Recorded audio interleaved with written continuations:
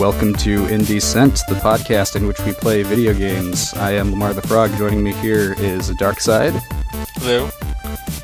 And Elmo 3000. I finished Sonic Heroes. Oh yeah! Now I don't have to play it ever again. Until the next time. And the next time. What did you think of the final boss song? It was just as good as the rest of the game. Okay, I'll give you that because it's terrible in a good way. This hidden shade.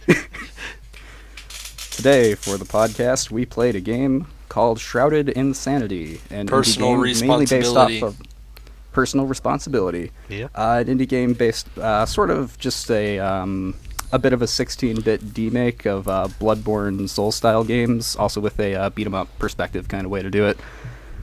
And now we open the floor to discuss it. Yeah, this is an interesting pick. That's about it. I liked it. I liked it. Yeah, I liked it, but I didn't get enough time to play it as much as I wanted to because life was like, no, you're not going to allow to have fun. Still, I've seen your Steam amount, and it's a pretty good amount to talk about it, but it's pretty straightforward. I guess for the basic story of it, you are woken up, sign a contract to discover the source of a fog that is covering the entire town. There may be some lovecraftian things going on, and by maybe, I mean there are tentacles coming out of the ground, so, you know. And your goal is to fight several bosses and find the cause of the fog and stop it. I like how the weird guy, he brings you back to life and he says, will you accept my contract and undergo this mission? And you have the option to just go, no, and the game just ends. Yep. It's like, okay, well, that shit. That's... Was it Matrix Golden Sun, Path and where Neo if did you... it first. Was it Golden Sun, where if it's like, will you accept this journey, and you hit no like 100 times, they're like, okay, well fine, fuck you, and the game just ends. I just remembered a lot of people I knew at the time were really mad at Path and Neo because when you pick the blue pill, it just ends instead of doing a new story. That's funny. Anyway, but yeah, I guess one thing I was surprised by is I actually tried both control schemes for this game just because, I mean, among initially starting this, basically the game does have controller support and it also is just mainly keyboard controls for the whole thing. It's sort of like a beat 'em up if you've played like Turtles in Time or something, that kind of perspective, but enemies hit a lot harder and you have to make much more use of dodge rolls, invincibility frames, and things like that. So I tried both control schemes for this. First, originally I was just going, alright, I'm just going to have a controller, this will be so much easier, and I actually ended up using the keyboard controls a lot more. Wow.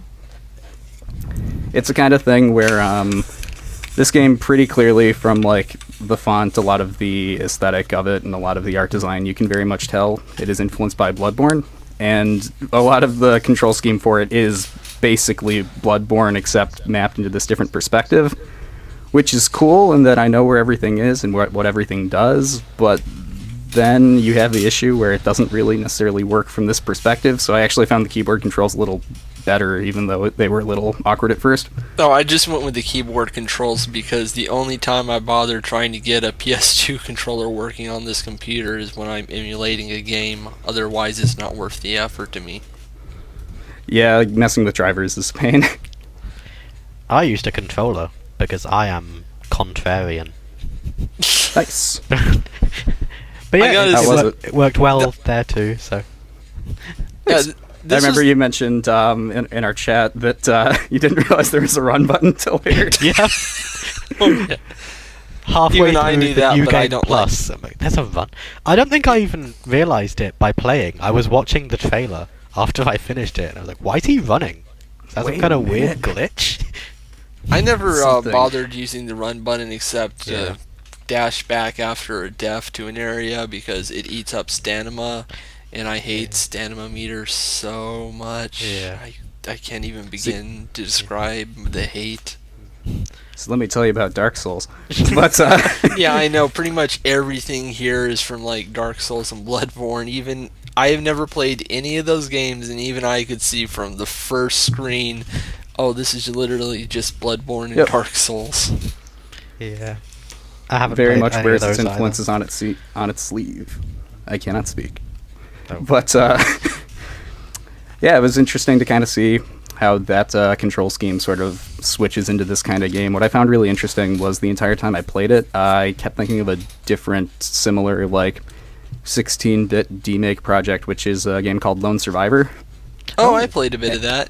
And I Yeah, got stuck on one map because I forgot where everything is because it's mapped kind of badly, and I just stopped, and I need to go back to it.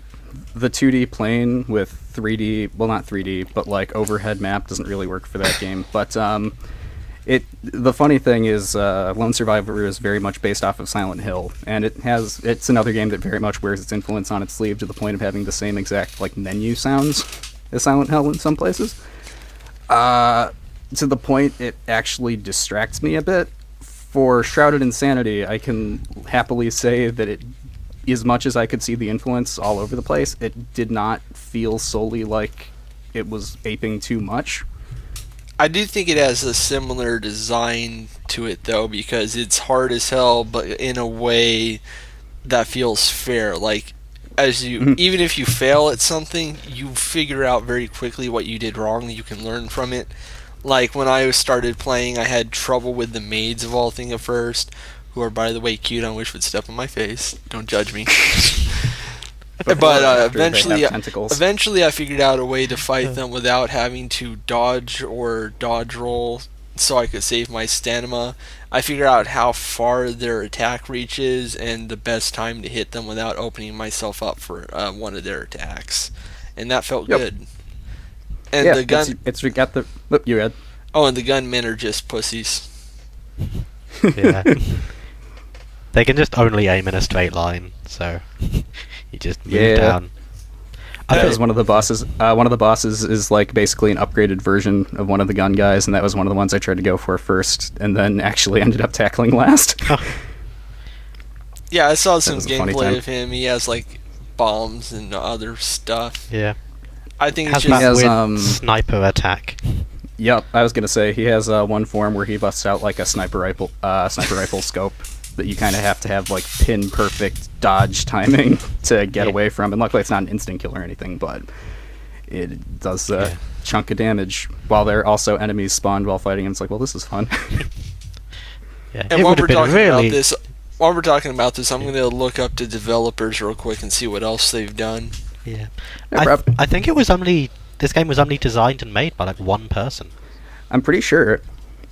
It definitely, like, you can tell there are some places where it's stitched together. Yeah. Like if you pick up some stuff like the text, you have to advance on your own, even if everything else starts moving or there's a couple typos and stuff in it. But that much I can forgive for what the game actually pulls off very well. And it is on the small side, I felt. So yeah, that would make sense and explain why it's so limited in scope.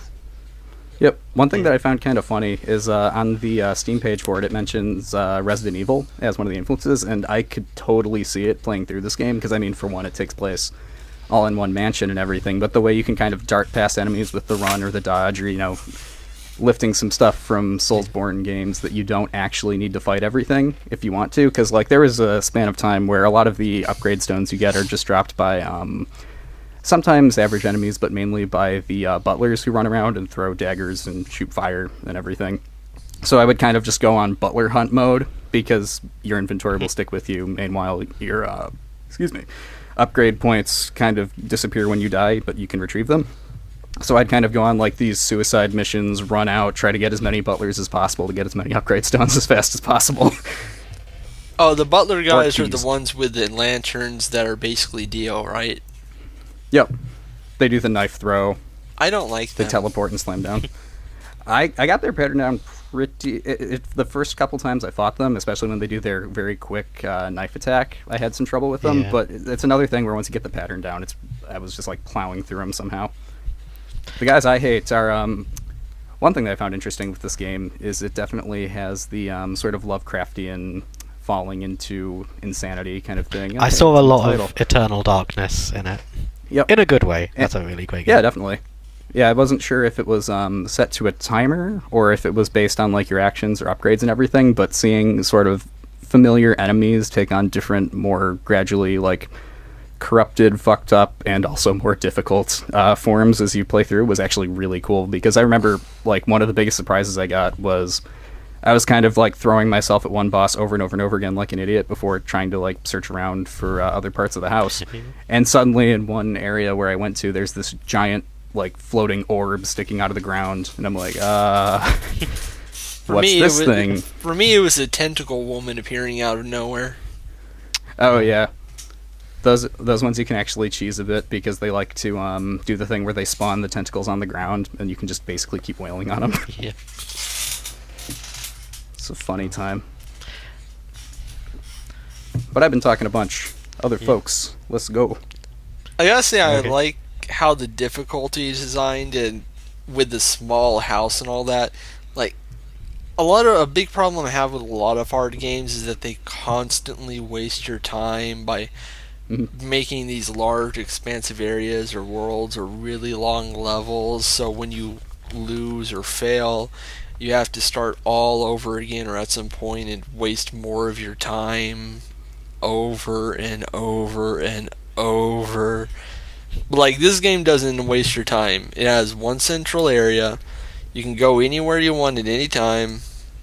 There's like maybe a few keys here and there, and you can figure out how each area works pretty quickly and get better at handling it until the madness stuff kicks in. But I actually like that because it just throws in an extra element that keeps you on your toes, keeps it from being boring. Definitely. It's a nice little curveball you kind of see as you're going through, because once you get the hang of like, okay, I know how to competently like handle myself, take on these enemies and things like that, it throws a wrench in your plans. It's like, all right, you learned, now learn again. The moveset's really also cool. pretty cool. I mean, I thought the heavy attack was useless at first, but if you know when to use it, it's really useful. Oh. Every single boss fight, I would start by standing out of range of them and hitting them with it twice, then advancing the dialogue, then running away. Every single time. I feel like I've missed out now because I have a list of all the things you could do in the game that I never really used. Like, Really? Were you mainly just doing quick attacks, or? Yeah, I don't think I ever did a heavy attack on a boss. Oh damn. Yeah. That's understandable because they feel so awkward and Yeah. slow that you can't really think. They don't really feel natural to use. Then I also never blocked or parried or ran or used the gun because you have a gun as well. Parrying, I si- tried. Blocking and parrying, I tried, and I found dodging to be much more effective Yeah. for me personally. It I takes found a about lot the of same tank. stamina. I did find Yeah. a lot of use out of blocking, but parrying wasn't worth the effort. Yeah. Yeah, it's the kind of thing where with because I mean, drawing comparisons to Bloodborne is kind of a given with this game, but with Bloodborne, it's often done with the gun, and parrying is a big way to kind of open things up, which is actually where I think this handled it a lot better. I think the blocking element might have been a bit misplaced because I don't think it's useful enough a lot of the time. Then again, I never really took the time to get good at parrying. Maybe there's people who have gotten ridiculously good at it, but I never personally found it to be that useful. Yeah. The gun actually would be a nice kind of there's one boss that as you're fighting it, it's kind of like a white-haired anime guy with sword who as the fight goes on, clones of him start appearing, and what could actually work for some of them is if you got them lined up and use the gunshots, you could either get them into the riposte, stab after shoot at right time kind of thing for them, and also deal a lot of damage to them at once. So there's like these kind of, it's the neat thing where it's got a very basic core mechanic set but has enough complexity going on that you can really finagle your way around a lot of situations. And it's a good thing too because there is not actually a lot in this game once you get past how the mechanics work. I mean, like, the mansion's good size, but there's not that much enemy variety until the madness kicks in. The bosses... And even then, it's a lot of upgraded versions of previous enemies. Yeah, and all the bosses are basically upgraded versions of enemies, too. Yeah. Not necessarily. Even the final boss has, like, the same fire attack the butlers have, except That's it just true. spawns randomly. Mhm. Yeah, like, like, the game has a good style, but it doesn't have enough variety in that style. I mean, after you've gotten past the early maids and butlers, Yeah, I feel like kind of I can only speak for myself on this, but I kind of reached a point where once I kind of had my character set, like where I was able to have my guy upgraded to a level with like enough health or enough damage upgrades, which I actually did not find until very late in the game. Yeah. So that led to some, let's say, difficulties with a couple bosses. But in doing that, I found it to be a lot easier once getting sort of where I wanted to be, which I think is kind of part of the idea of it. I'm just a little curious of, if it's really viable to play the game without doing that upgrade. Probably not, but who knows? Yeah, I tried it on New Game Plus, and right before you try it, you get all of these warnings about how it's going to be incredibly difficult and all the enemies are much harder. And then you can breeze through them. Yeah, all of the bosses are in the exact same place. All of the butlers who have keys are in the exact same place, and you start with all of the power-ups you got from your last Do they run. hit any? So do they hit any harder? I don't think the bosses do. The enemies do, but I only killed about one of them in a New Game Plus, and that was just a butler who was holding a key. The funny thing that happened to me was with this is more a Dark Souls thing than this game, but with playing through Dark Souls when they had the New Game Plus and that, it's like you can keep all your stuff and all your stats and your character and everything, but the game's going to be so much harder, and it was not actually that much harder. Yeah. It was a lot easier, actually. So I think that might have been a carryover. Also, one Easter egg that I will forever appreciate with this game is after you beat it, letting you play through the game as the bosses. Oh. That was hilarious. It's just this funny thing where I went to some things that were giving me trouble at first and was just like, all right, let's just spam like crazy and win. And how does that gun boss control? I didn't try him. I tried the second knight, the one who has the big katana with like the black streaks. Oh, the nerd. Yeah. What's nice though is this is the point I put towards the Soulsborne series, but with a lot of the bosses, despite the fact that they have like bigger health and attacks, they kind of play by the same rules you do, which you definitely see when playing as them, because even though they're a lot more like souped up and powerful, the movesets they have aren't impossible, but like with the exception of the one boss that has an instant kill, that's kind of frustrating. I like the boss battles a lot because I like the boss battles a lot because they remind me of like the Virgil battles in Devil May Cry 3. It's just two people on very equal footing, but one of them has a shit ton of health and will wreck you if you make a single mistake. Mm-hmm. So it's really challenging and rewarding to get through. Absolutely. Unlike what I've seen from Souls bosses who are just murder machines that have very obvious patterns, but you have to learn the patterns first, or else they're just murder machines. I think my favorite Souls story ever is, as much as I love Dark Souls, and it's one of my favorite games, that game is like barely stitched together. And there are certain sections where that kind of shows, where I've got a friend who's playing through it right now, and the Capra Demon fight in Dark Souls is often cited as probably the worst, like the second worst designed part of that game.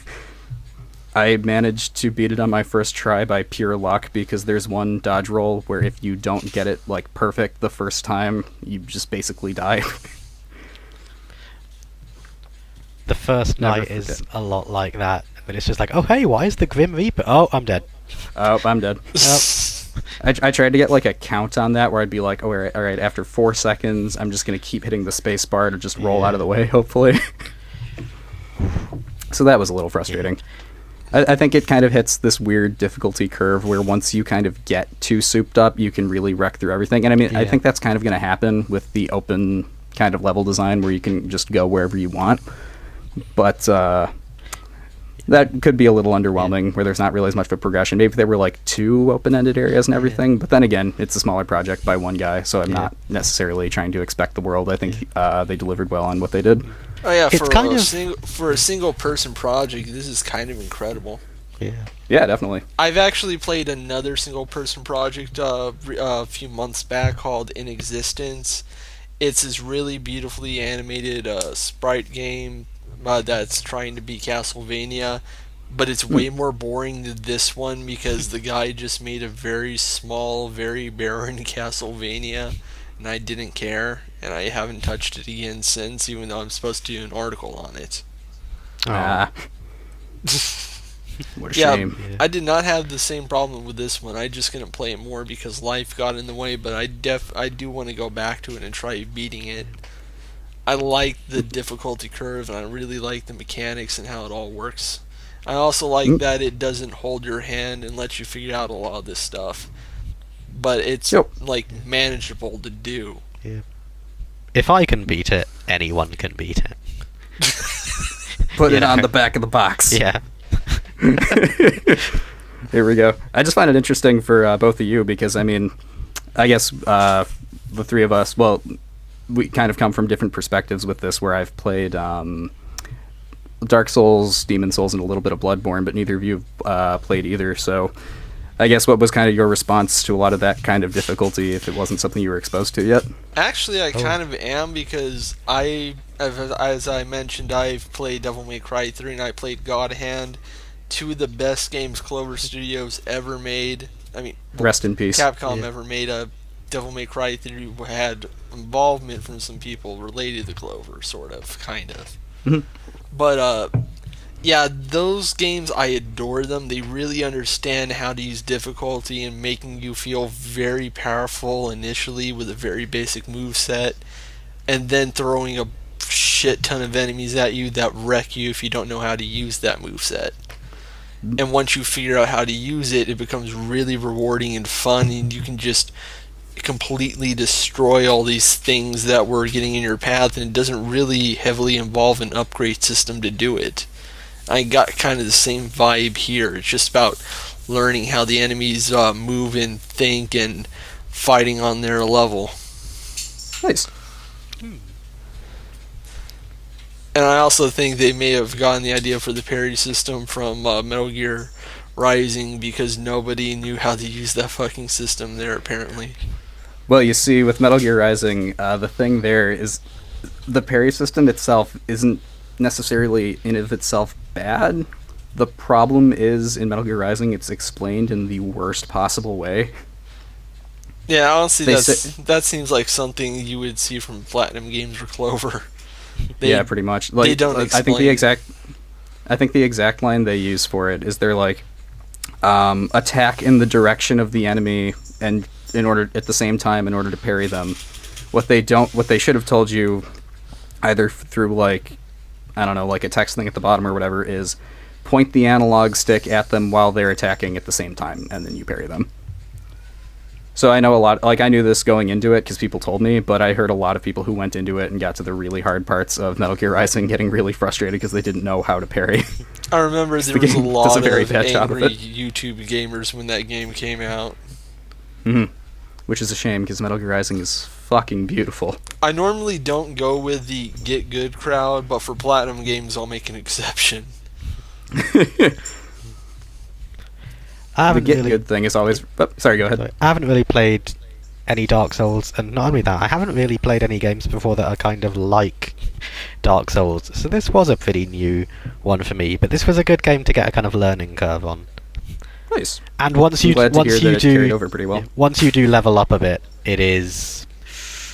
I really don't want to sound like I'm trying to like backhandedly brag, but when you walk into a boss room, you can't leave, and it's really awkward talking about the nights because their official names are like the first night, the second night, the third night, and the fourth night. But I fought the third night first, and the first night second, and the fourth night Oh, third, God. and the second night fourth. I'm just trying to keep track of this now. Yeah. It's confusing enough Yeah. having played it. I can only imagine how people at home feel. But yeah, once you're kind of powered up, since I thought the first night is the I don't want to say horrible because every kind of Dark Souls-ish game needs a boss that makes you want to cry. But that's the one-hit kill one. That's the one hit kill one. After getting Oh through, god, that's the one yeah. I ended up fighting. Oh, That's the one I God. fought last. I thought it's second. It was annoying but kind of bearable. But yeah, the second and fourth nights. By the time I got through to them, I was leveled up enough that, again, not trying to backhandedly boast, I beat them on my first go without actually realizing that one of them was a boss fight. Oh, nice. I just kind of went, oh hey, this guy's got There you go. dialogue. Oh, oh really? Oh, okay. He's telling me off. Let's Yeah. fucking stab him. The guy, Let's go. the guy with the clones. Like, I've seen a lot of games where they have a boss, and once he takes a lot of damage, he summons a clone to fight with him. I haven't seen any of those games where if you attack the clone, it does damage to the boss as well. So, if anything, it made it a little bit easier. Oh yeah, if you got them all lined up correctly, you Yeah. can kind of just get like. Eventually, they get a third one as well, so you Yeah. can just like slash them all at the same time. Unfortunately, in some places, this game did inherit the beat 'em up problem of being unable to tell where you align, like line-wise with people. Oh, but absolutely. eventually, that was one that I kind of figured out. But I feel like that was something that probably could have been communicated a little better. I don't really have an idea how. Well, usually the way they do it in these kind of games is have kind of like a shadow underneath, so you can kind of tell where you line up and everything. But that definitely took some getting used to. Yeah, I've always had a problem with this sort of 2D beat 'em up setup because it's just always been so hard for me to tell where I can hit. Even in like 3D graphics ones, like the one that Tekken 3 had, it took me forever to figure out how the hell that worked. Though, of course, it didn't help. I used Gone every time because I always wanted to play as the farting dinosaur. Jesus. Who He's would? so small, it's just hard to figure out. Did you know that? But yeah, I Did think you if know we- Gon the farting dinosaur was actually from a manga and was a guest character? Oh my god. They gave this thing its own series?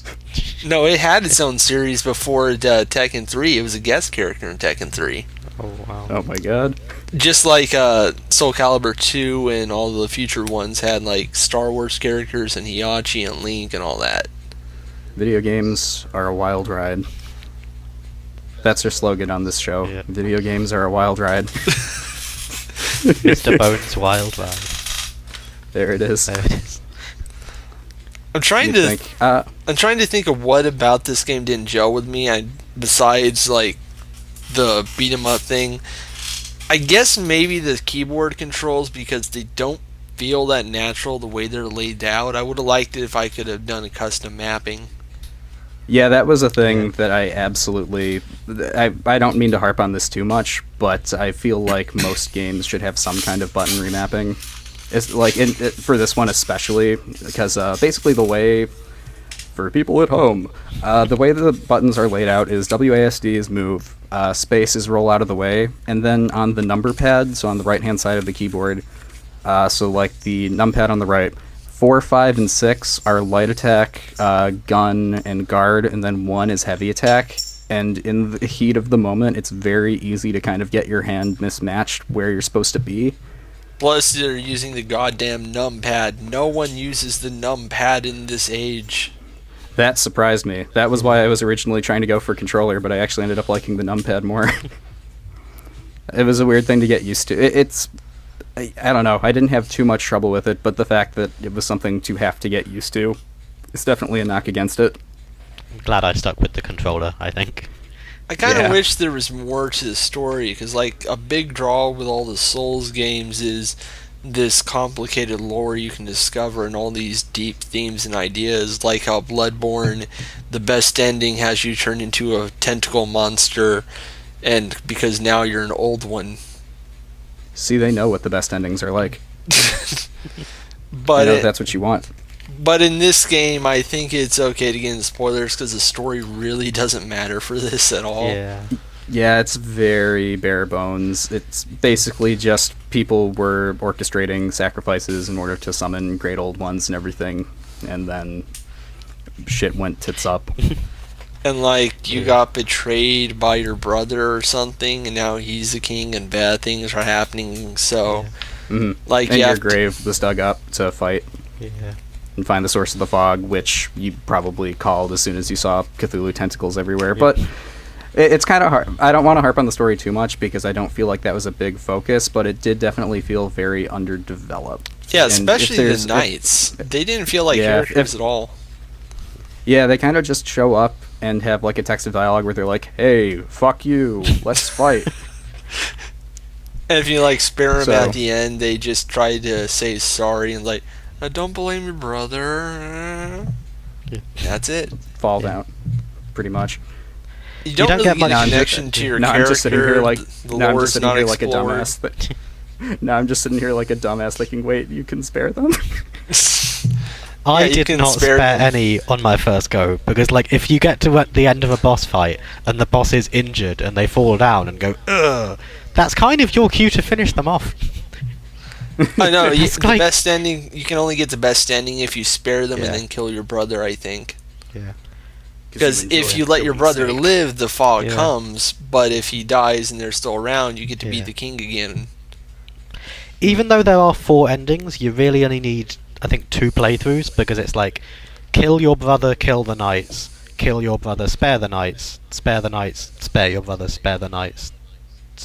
I don't know, I've already forgotten the 3 that I've said, but the one I didn't say is the 4th one. Is the last one. You can imagine a square. You can imagine like a Punnett square for this. Yeah. And But it's just because there's a save point right in front of the final boss. So, however you've I played the noticed that. game, go into the final boss, kill him, then spare him, whatever, and then Pretty much. you've already got 2 of the endings, and like, Yep. and the new game plus isn't, like I said, if you know where the bosses are, it's just kill the bosses, then kill or the if you final boss or if again. you play as one of the bosses. Oh yeah.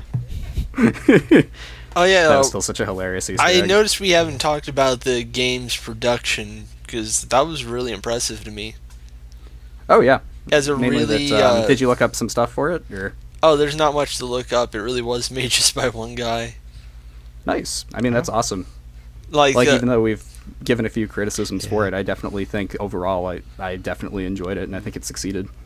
yeah, the music. I really like the music. It's very almost non-existent, but when it pops up, it catches your attention. It really builds the mood well, and I really like the boss battle music. It sounds very sad and melancholy, which I think fits the game. Yeah, I was gonna say it's often very subdued. It's usually not like a very like bombastic kind of thing. It's a much more Yeah, it's not like in, downplayed kind of tone. yeah, it's not like in Dark Souls where random people you don't see are constantly screaming like in a deep baritone. Oh. To be fair, the last boss fight of Dark Souls is all piano based. And wasn't the last boss of Dark Souls just an old guy? Yep. I mean, there's a very big lore thing behind him. Oh, and I'm not I gonna get if, it. If, I'm if just- we're gonna talk Dark Souls lore, then this whole thing will be like 3 hours. Okay. Let's not do that. Anyways, I also really love the graphics, especially the lighting. God, the Oh, lighting same. effects are gorgeous in this game. Yeah, it does a really good job of having kind of like the 16-bit pixel art kind of base for it, but then expanding on it with some more modern kind of stuff. And I think this was all... Actually, no, I don't think. I know this was all done in Game Maker, which is pretty nice. Yeah, I played a game with a similar art style to this a while back called The Count Lucanor, and I'd highly recommend it. I might recommend it for an episode one day. It has these gorgeous anime-style cutscene graphics done entirely in pixel, like it's some lost game from the PC 98. But then you get to the main gameplay, and it has very generic sprites like you see in like any generic indie game you'd find on an iPhone or something. Ah, But it made up for it with a lot of great lighting and atmosphere in the areas. So it's kind of like give and take. With this feel you. one, it was just aces all around. They got it from the first screen. definitely. I also like that the flashlight actually changed up the environments a whole lot, where you could definitely tell a lot of effort went into kind of making sure the lighting would look appropriate in all these different contexts and everything. Oh yeah, if the flashlight wasn't in this game, I'd probably hate it. God, it is so fucking dark sometimes without that thing. Absolutely. Almost as dark as Souls. No. I had to. It was right there. Almost as blood Would- is born. Would you say that this game is the Dark Souls of Turtles in Time? Would you say Sonic Heroes is the Dark Souls of Sonic 06? No, that's Shadow the Hedgehog. Jokes. Also, I should point out for people at home that while we keep saying beat 'em up style kind of things, it's not like you run down a hallway and hit people in like a single file line and tons of enemies come up you can take out. This is the kind of game where one enemy can be manageable and 3 enemies is like, holy shit, I need to get the fuck out of here. Oh yeah, the minute I fought a maid and a butler at the same time, I ran the fuck out of there. Yep. There's nothing like but trying to figure out how to dodge through a wall of flames while a crazy maid lady is trying to axe you. How did you feel the first time an enemy was near you and you tried to run away and you got the little text display come up that says enemy too close? That never happened to me. I was upset. I know what that probably did happen died. to me. I remember now. I couldn't leave the area. Then die and pick up the thing. I think a good intro to like the game's difficulty is, I'm not sure if you would remember the specific number, but how many times do you think you died on the tutorial? A couple. Yeah. Same. It's actually funny. Before Oh god, the dodge roll when was when I so pi- when I awkward. picked this game, I thought it was kind of going to be like a little bit of a streamlined kind of Soulsborne kind of thing, and then had to have a few very nervous conversations where I'm like, okay, so I just played like 20 minutes of it, and this is going balls to the walls. Is everyone sure they want to play this? You have no experience with this, but luckily it sounds like the two of you enjoyed it. So Don't worry, dude. I've beaten God Hand at least 3 times now. I'm used to it. Yep. And I'm Nice. I'm friends with someone who's beaten God Hand like 3 times, so I know I can do this. Let me That's all tell it you, takes. don't play that game on hard. You will not like the game anymore. Also, don't play Metal Gear Rising on Revengeance mode because you won't like that game anymore. Another tip. In God Hand, no matter what difficulty you picked, when you're in one of the final few areas and you're in that one room where like 8 different enemies are trying to constantly murder you, just keep running in circles and charging into them as soon as the thing charges up, and keep doing that for like an hour, and eventually you'll win and you can continue on and you won't be angry. Yeah.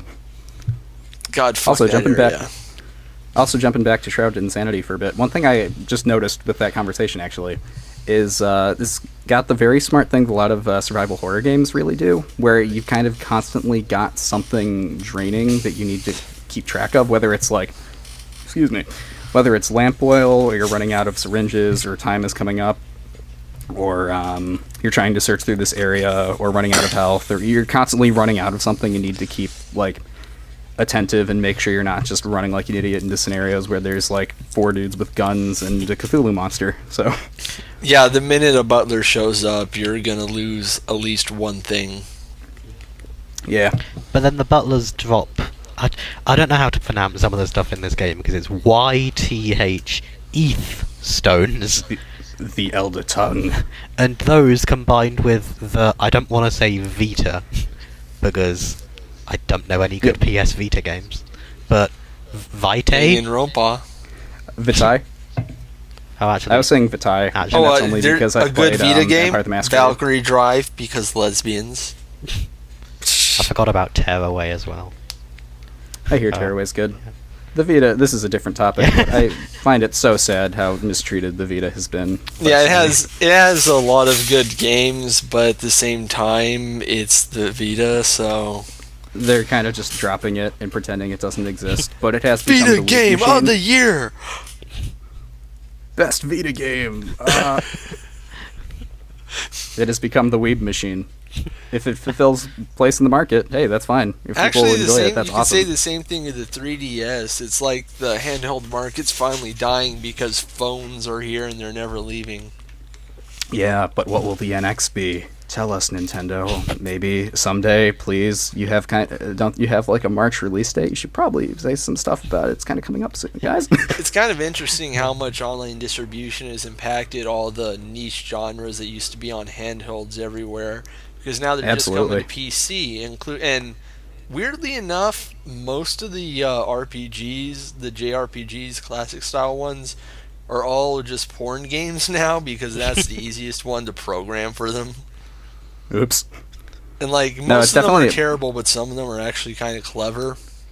Like, I found one where there are moments where you are like in a torture battle where you're trying to just survive the situation by building up your will or insulting your tormentors in a way that gets them to stop faster, and I thought that was actually kind of clever. Oh my god, it's the sword fights from Monkey Island, except with porn. Yeah, exactly. Oh my god, video games are video games. That's what Shrouded and Sanity needed. Some dialogue options. References to There we dairy go. farmers. Dialogue option: save the children, murder Why all couldn't of the you- children. Why couldn't you talk to the Cthulhu monster? Yeah. What?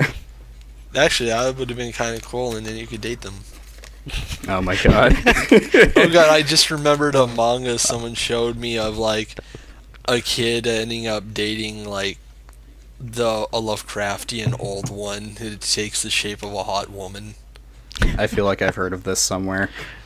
Actually, I think I described like 5 different manga I've seen. Only 5? I kind of get why Japan does it though, because God, Lovecraft sure did hated him some Japanese. Yeah, Lovecraft is... let's not get into it, but Lovecraft wasn't exactly the best of people. Oh.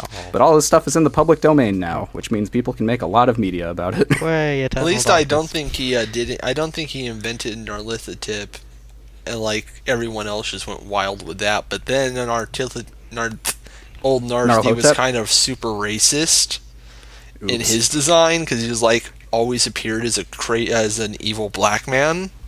God, one thing that was so awkward was I've DM'd, well, technically GM'd, whatever. I've DM'd Call of Cthulhu before, and in the rulebook they have the original Call of Cthulhu story, which I'd read before, but decided to kind of read again and kind of like present to the players, and I forgot how fucking racist that thing is. It's so bad. At It's least both, this like- game doesn't have any it's both- racism in it. Yeah. It's true. It's man, the original, a lot of Lovecraft stuff has just this very unfortunate thing where you're kind of getting into the setting and stuff like that, and there's just like this awful xenophobic stuff that he seems completely like content with just expressing. It's like, thanks, dude. Fuck. It's kind of amazing. Yeah, that happened a lot with the old media. Like Gone with the Wind, the original book was one of the worst Oh, things. Christ. Oh god. And I mean, like the movie was like very soft racist, but just It's sort of in still the inherited background, so some you could issues enjoy from it. everything else. But then you read the book, and Funny story.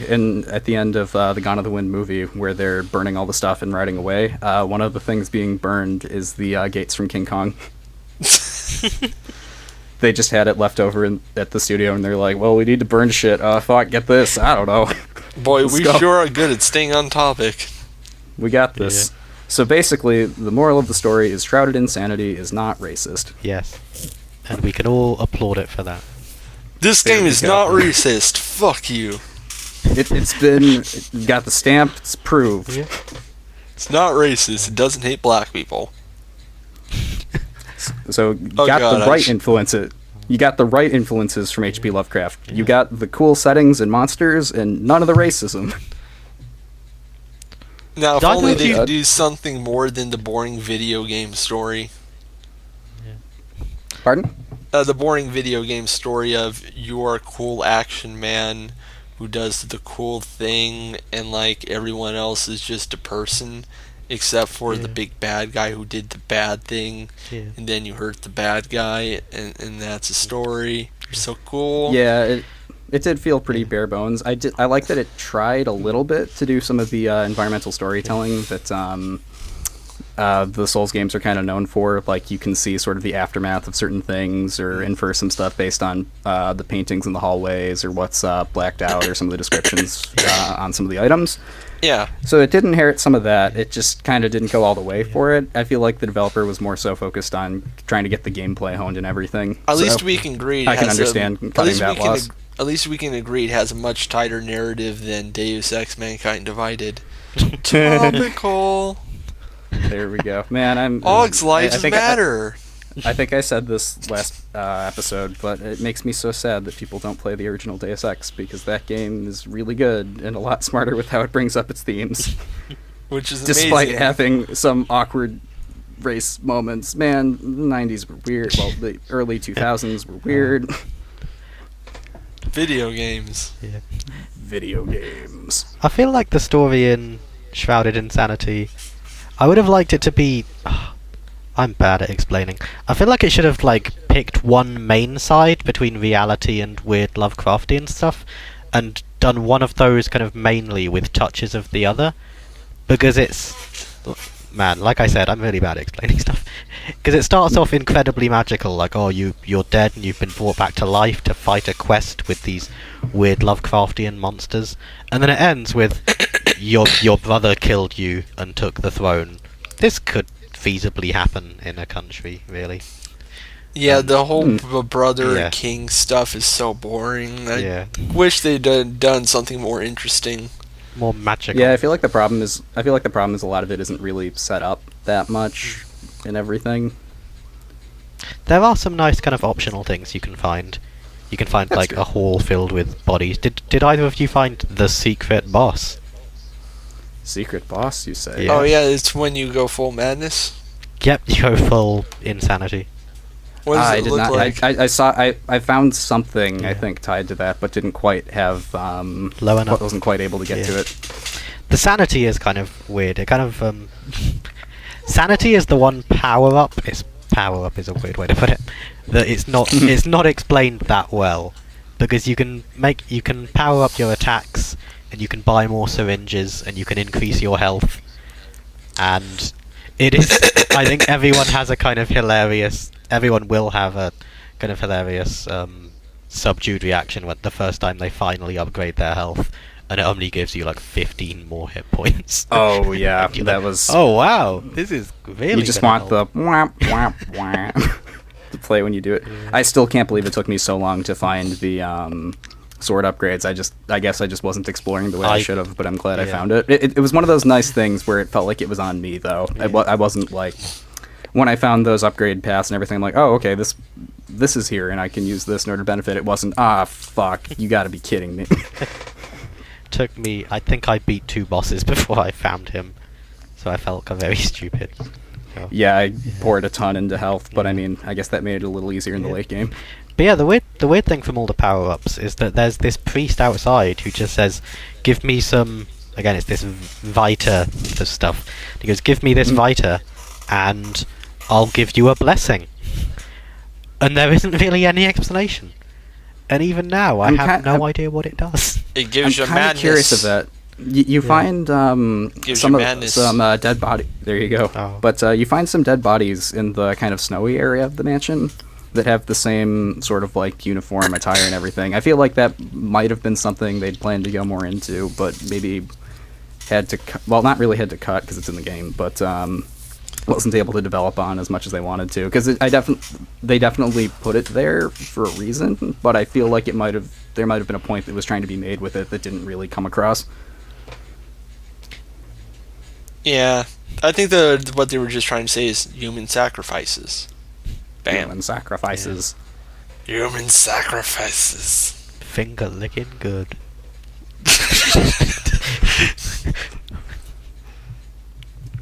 Oh, too far. I wanted to say more about this game, but it's kind of hard because I'm normally a narrative heavy guy, and God, the narrative of this game is so boring. And everything else you can just see the influences of and say, yep, that's what that is. It's not like something like Kirby's Epic Yarn, which is so weird and different that I could go on about it for hours.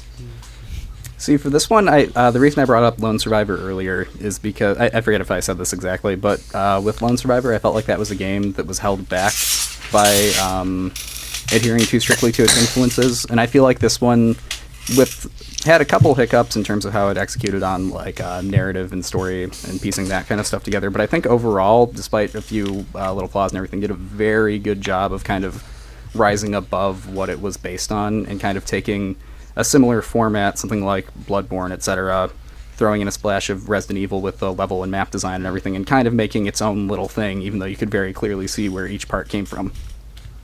I saw something that reminded me of Shovel Knight, and I'm tempted to just not say anything and see if you can tell what it is. Was it the pickups? Possibly. Maybe. It's the fact that Well, when you die, then you lose all of that Vita that you've collected, but you can go back and pick it up again. Yep. Do the Souls games do that? Yep. Oh. They absolutely do that. Oh, it's some Dark Souls then. Never mind. Is Shovel Knight the Shovel Dark Knight is Souls the Dark of Citizen Souls Kane? There it Is is. Citizen Kane the Dark Souls of Citizen Kane? There's Dark one joke on Souls Twitter, the and Mike is Dark Souls the Rich Evans being replaced by Dark Souls? who knows? There is one Twitter joke. I wish I could remember the username of whoever made this, but just put it was the Citizen Kane of times. It was the Dark Souls of times. It's perfect. I did seriously really like the game, but I scribbled down on a post-it at work because I was very bored one day, just things to say about Shrouded in Sanity, and nearly all of them are just criticism. I mean, I really like there's it. definitely room for improvement. If I had to make one change, it would be a pretty kind of simple one. Like I said, if you go into a boss room, you can't leave until you've killed the boss or until you die. But that's not really leaving the room. That's dying. Yeah. And there were... I think the only reason I fought the first night for as long as I did is because I had lots of Vita. I went in, got killed, and I thought, if I walk around the mansion and get killed somewhere else, I'm going to lose all of the Vita that's in that room. Because I'm pretty sure you can only have one corpse to find at a time. So I had to... So I kind of felt locked into the fight where I kept running back, picking up the Vita, trying to kill the boss again, and dying over and over because I didn't want to lose it. But eventually I beat it anyway. So yeah, if I could have one change, if you die in a boss room, maybe let the corpse appear outside the room. Get good. I tried. Get good. What are you doing? Why don't you just stop dying? Get good. Yeah, I won't tell you how to actually figure out the problem or get better. Just get good. Get good. My friends hate me Fucking because when it noobs. comes to Racist Dark. epitaph. But Anime when it comes to Dark Souls avatar. style, we're stopping this now. But my friends hate me because when it comes to Dark Souls things, I'll either give actual advice like, "Oh, try taking it slow here, shield up, make sure to be careful of these traps, or etc." Or other times people are like, "I'm having trouble with this boss." I'm like, "Have you tried not getting hit? Have you tried dodging?" Sometimes that's all the advice you can give, Basically, I'm like, I don't know what else I can say. I can tell you what all the patterns are, but you have to dodge them. All in all, I'd say this game is definitely on the better end of the solo project style games I've played. This is much closer to something like Downwell than something like In Existence. It's very polished, very well put together, really fun to play.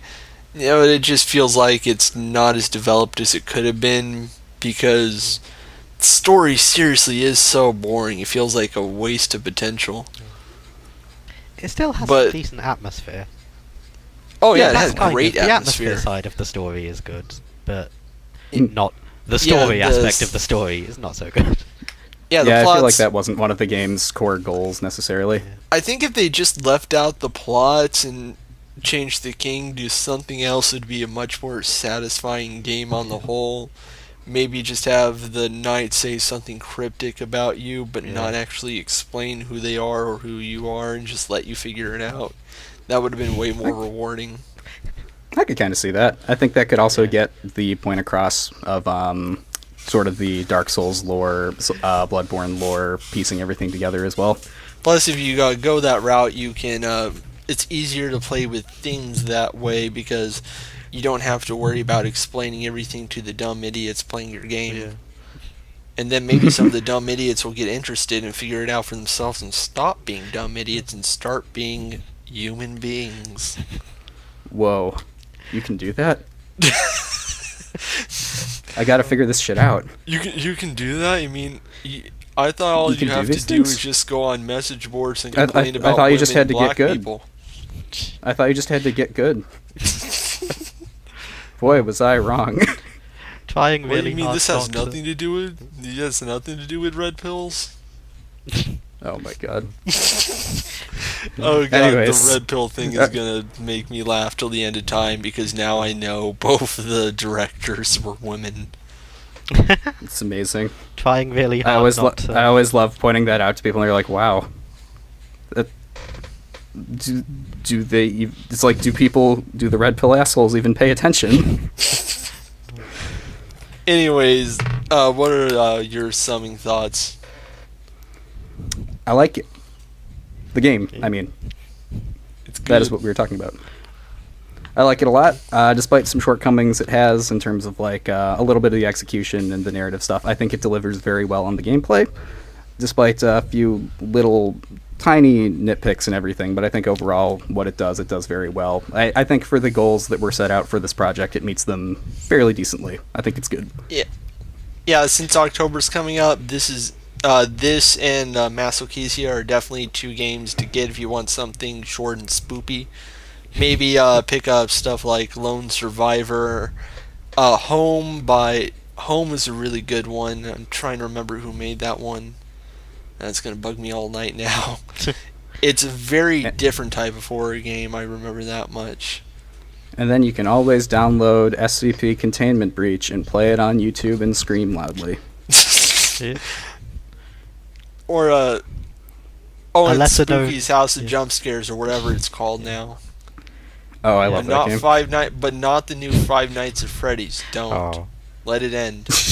I was about to say, it's a really I was obscure defending it indie game. before, guys. I was defending it, but it's time to stop. It's over. Aw. The guy who makes it wants it to stop. Yeah. The final boss of the RPG thing that he made for it is literally an author stand-in saying, "Please, I want to fucking stop." Look it up. I'm not even joking. Yeah, it's basically become Minecraft in that every company in the world is going to drain it of its life until the next big thing comes, and then like 3 years later we'll get a movie like Angry Birds. It'll somehow Pretty be really racist and have a message that we should hate all the Muslims. I'm not making that sounds up. right. That movie is kind of fucked up. I've heard people mention that.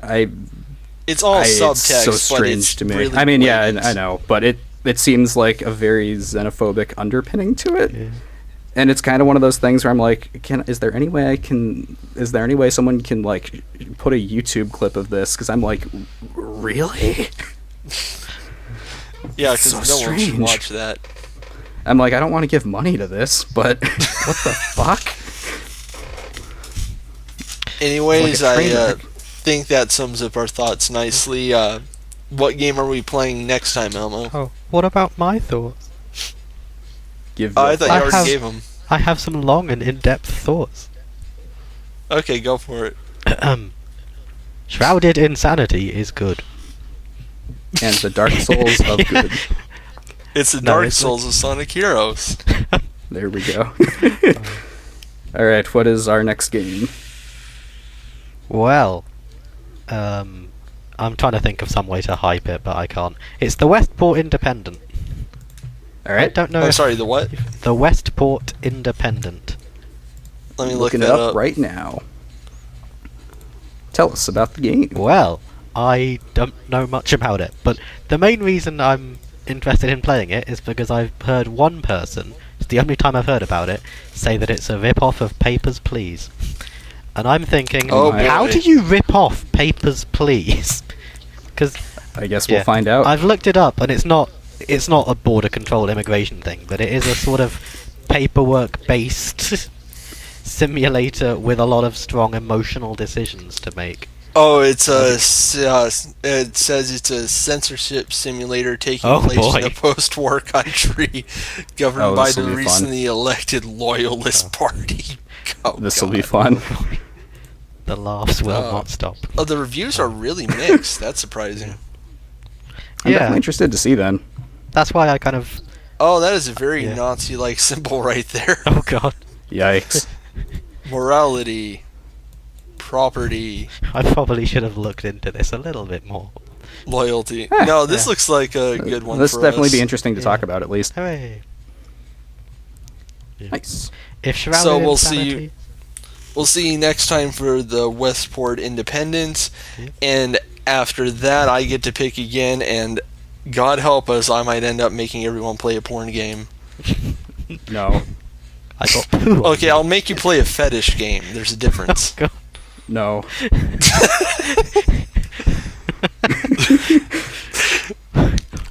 Ah, damn. No. Gender bender DNA twisted extreme is still too expensive. Good. Oh, All we'll right, see good you night, guys party next time. people. And remember, this podcast was the Dark Souls of Life. popular game podcast.